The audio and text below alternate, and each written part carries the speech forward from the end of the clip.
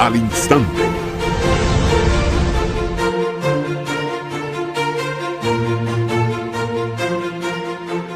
Anfictiónico de Panamá, en un momento de enorme trascendencia para América Latina.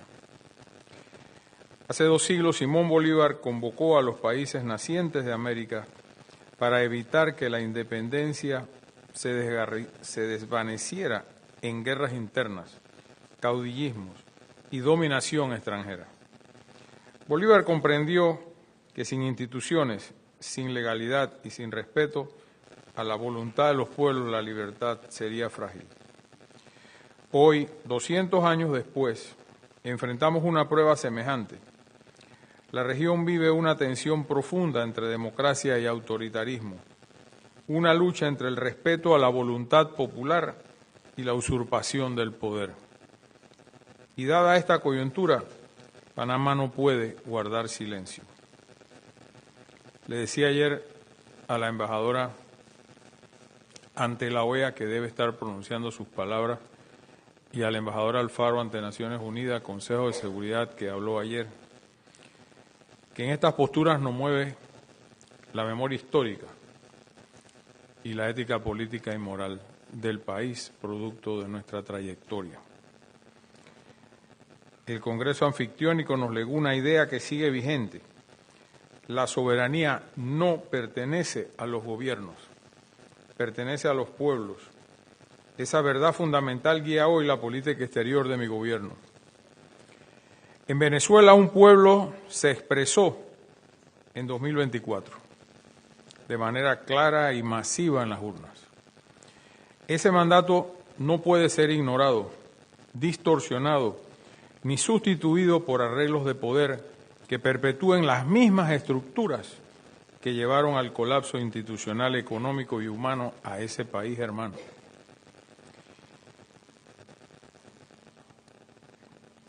Me separo de mis palabras porque la historia en momentos como este se tiene que contar. El respeto a la soberanía popular fue una base sólida de los argumentos del entonces gobierno electo, presidido por Guillermo Endara, ante la misión internacional de la OEA en Panamá a mediados de 1989, agosto por ahí, más o menos. Y se apegó él, Ricardo Arias Calderón y Guillermo Ford, a ese mandato popular. Contrario a las presiones del momento, de una dictadura todavía envalentonada que esperaba transacciones, reparticiones del poder, o peor aún, seguir mandando con las mismas estructuras militares que habían acorralado la democracia y la legalidad en este país. Le decía a la embajadora en la OEA, haz referencia en tus palabras al fracaso de la OEA en Panamá ese año. Fue estruendoso lo que aquí pasó. Creo que aquí el único que me puede dar fe es el ministro Boyd Galindo, que conmigo estuvimos allí en la primera fila de ese momento histórico. Aquí no había vuelta para atrás. O se respetaba la elección del 7 de mayo de 1989 o no había transacción posible. Enviados, misiones, sobraron. Propuestas de transacciones abundaron en la mesa. No sean ilusos, por la vía de la negociación no se va a resolver absolutamente nada que no sea lograr un acuerdo que facilite la transición a la democracia. En mi conversación con María Corina Machado el domingo, se lo dije, un consejo de amigo, muéstrate intransigente con el respeto a la voluntad popular. Ahí no hay para atrás y no te vas a equivocar. ¿Pasará otra cosa? A lo mejor, como pasó aquí en Panamá. Ese fracaso estruendoso de la OEA en Panamá no fue un silencio absoluto. Como país, Panamá quedó sola ante el mundo. Sola ante el mundo. Aquí no entraba la prensa, no habían los medios de hoy de comunicar por un celular o un Twitter al mundo. Simplemente habían un periódico, La Estrella de Panamá. Los demás estaban clausurados. No había emisoras. No había cómo expresarle al país la posición histórica frente a una realidad insoslayable. Lo demás fue historia, que nos llenó de fortaleza después, cuando sobrevino prontito en el camino la crisis del Perú, cuando el Fujimorazo. Más adelantito, otras crisis similares que también dieron como resultado golpes, intentos de golpes o pantomimas democráticas para mantener gobiernos espurios. Contrario a la lógica política,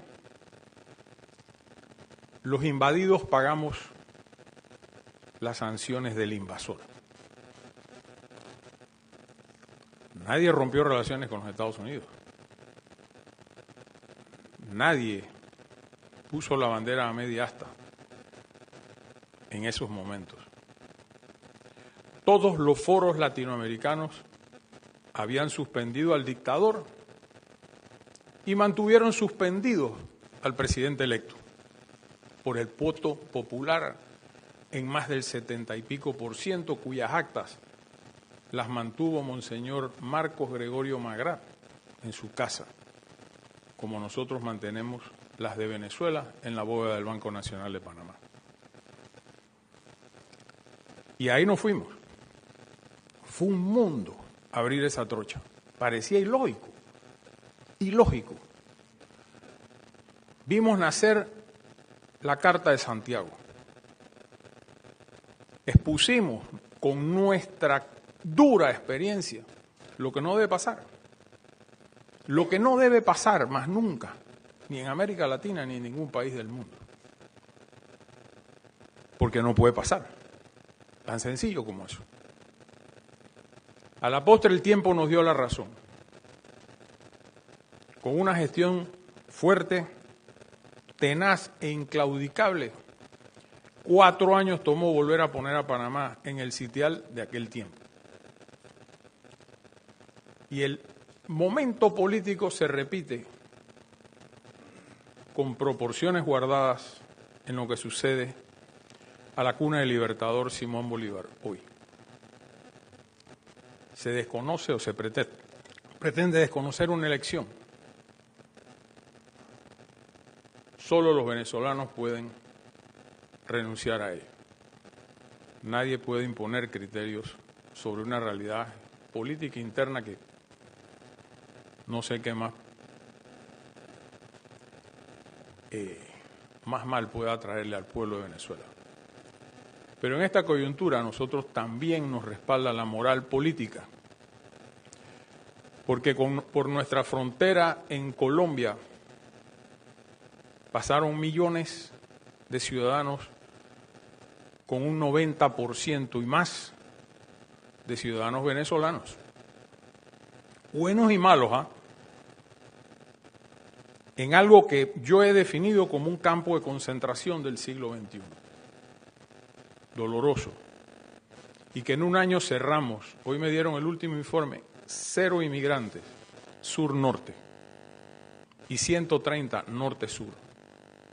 Puede que se incremente otra vez, porque uno nunca sabe estas cosas a dónde van a parar, estas marejadas, a qué playas van a parar. Pero lo cierto es que nuestra historia, nuestra vivencia interna como panameños, fue dramática en esos años. Y hoy, sobre ese pedestal para algunos pequeños no debe importar. Uno no puede pasar por encima de los pueblos, por más grande y poderoso que seas. Jamás aquí, en Panamá, hubiera podido progresar la democracia con un norieguismo sin Noriega.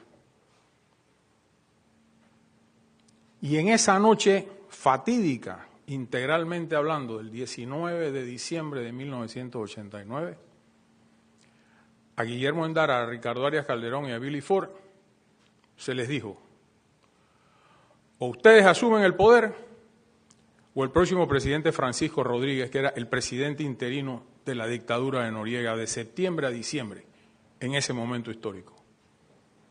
Y se empinaron sobre una decisión dura, como fue ese día. Por eso no quiero ser más realista que el rey, pero bajo mi gobierno no podemos asumir otra postura que no sea esta. Que el espíritu de Bolívar guíe a su tierra, Venezuela, y nos guíe a los mandatarios de la región a encontrar posturas que ayuden a la democracia de un país que exportaba democracia. Miren las contradicciones de la vida. Por aquí pasaron líderes de Venezuela que sí apoyaron, como Carlos Andrés Pérez, Lucinchi y otros. Venezuela exportaba democracia en la región. Y todo se derrumbó. Todo se derrumbó. Lo que demuestra una frase tonta, que todo dura hasta cuando se acaba. Así es la vida. Se muere uno en un minuto y solo hay que estar vivo para morirse. Así que me alejé del discurso, porque el canciller lo dijo todo, pero creía el momento oportuno en esta sala que me recuerda mucho al salón en la Universidad de San Marcos en Lima, donde fui galardonado con un doctorado honoris causa. Reitero, esta es nuestra postura. Muchas gracias. Al instante.